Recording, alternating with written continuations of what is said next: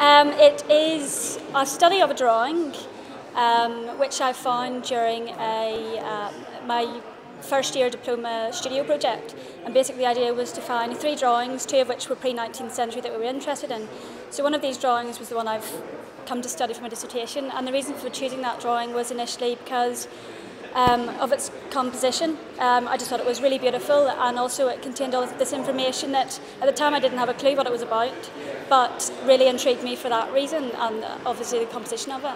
So I thought the dissertation was kind of the perfect opportunity to study that further and actually get an understanding of what the information was about.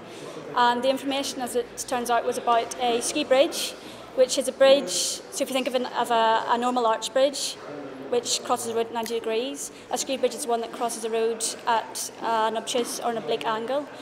And the stonework within it has to be skewed and cut at a certain degree to be able to be skewed. And if you look at the underneath of a ski bridge, you know, the stonework is absolutely beautiful.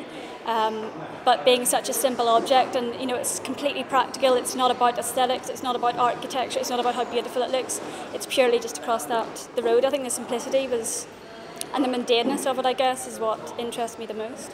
Well, it's fantastic. I mean, to be standing here and having won the dissertation medal is just really, really, really amazing.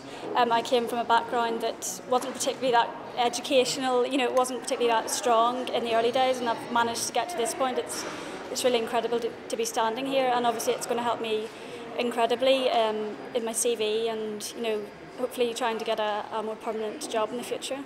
My tutors at design level in the design studio and dissertation tutoring were both incredibly really helpful and full of knowledge. Richard Difford, he has a specialism in descriptive geometry and studying it kind of in the modern way of computers, whether this drawing is more of an old-fashioned way of, obviously back in the 19th century, of how it was studied.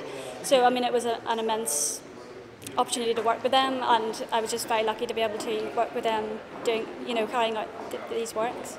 So I kind of fell into the perfect situation, really.